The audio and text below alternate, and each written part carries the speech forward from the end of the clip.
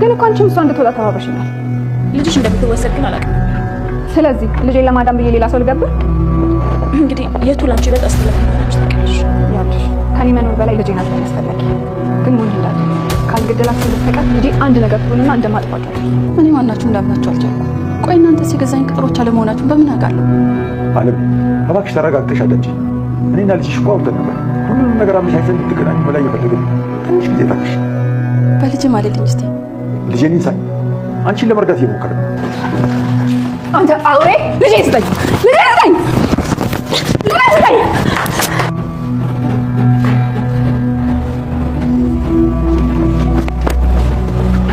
ቻልኩሽ አለ እስካሁን ተሸከምኩሽ፣ ጠገብሽ።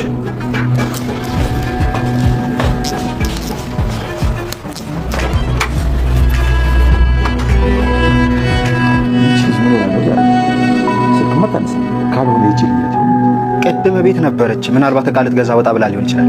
እሺ በቃ ስትመጣ እንድትደውልልኝ ንገራት። እኔ የቱ ጠባቂ ነኝ? አላየኋትም ማለት እኮ ትችላል። እሺም ቢሮ ይለቀልኝ ውጣ። እያንዳንዱን እንቅስቃሴ በጥንቃቄ አድርጉ። እሺ አለቃ። ችግር ካለም በአስቸኳይ አሳውቁኝ። እሺ እንዳሉት እናደርጋለን።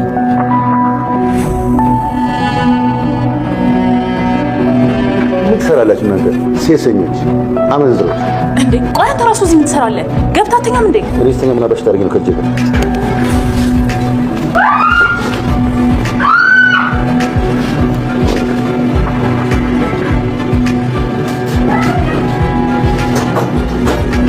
ትሁቴ ወይ ከልጇ አልሆነች ወይ ከራሷ አልሆነች አለሜን አድናለሁ ብላ አለሜ ለዓመታት ስትሰቃይበት የቆየችው ክፍል አቶ ገዛኸኝ ባልጠበቀችው መንገድ እዛ ክፍል ዘግቶባታል። አለሜ ዕጣ ፈንታ ለትሁት ደርሷታል። ትሁቴ አንተ አውሬ ልጅን ስጠኝ በማለት ጥያቄ ስታቀርብ ራሷን እንድትስት በማድረግ ገፍትሮ ሲጥላት ግድግዳው ጠርዙ ስለመታት ራሷን ሳተች። በዚህን ሰዓት ይህን አጋጣሚ ተጠቅሞ ወጥቶ ወደዛ አለሜ ታግታበት ከኖረችው ክፍል አስገብቶ ቆለፈ። በእውነቱ ትሁቴ በአቶ ገዛኸኝ እጅ ትወድቃለች ብዬ አልጠበኩም ነበር። በእርግጥም ያስፈራ ነበር የአቶ ገዛኸኝ ጭካኔ። ለሚስቱ ለልጅ እናቱ ያራራ ገዛኸኝ እንዴት ለሰራተኛ ይራራል ተብሎ ይታሰባል? ሰላም ጤና ይስጥልኝ ውድና የተከበራችሁ በመላው ዓለም ያለች ኢትዮጵያና ኤርትራውያን እግዚአብሔር ይመስገን ደህና ነኝ። ትሁት ድራማ ክፍል 98ን አብረን እናያለን። የባለፈው ክፍል ናቲ የአባቱ ቢሮ ገብቶ አንዳንድ መረጃዎችን ሰብስቦ ከወሰደ በኋላ ነገር ግን ሰው እንደመጣበት እንደደረሰበት ያስታውቅ ነበር። ቤት ልግባ ቤት ልውጣ ብሎ ወደዛ ወደ ዞር እያለ ነበር ቪዲዮ ያለቀው። ቀጣዩን ክፍል አብረን ነኝ። የአባቱ ቢሮ ጠባብ ነው እና እዛ ቢሮ ውስጥ መደበቅም አይችል እንዴት ሊሆን ይሆን እያልን ነበር ሁላችንም እና ነገር ግን አቶ ገዛኸኝ በሩን ገብተው ደርሰውበታል።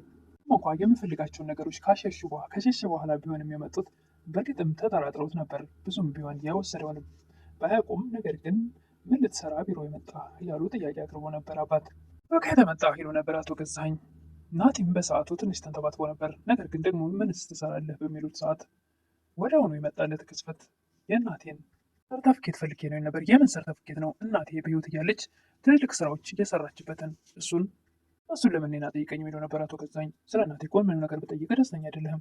መስረቁን መረጥ ኪል ነበር አቶ ገዛኸኝ። እኔ ምንም ነገር የሰረኩት ነገር የለም። ሁን አገኘው የምችለው ነበረ። ናቲ በቤት ነው ያለው። ለምንድን የፈለግከው? እናቴ የሰራቻቸውን እያንዳንዱን በፍሬም እንዲቀመጥ እፈልጋለሁ ይል ነበረ ናቲ።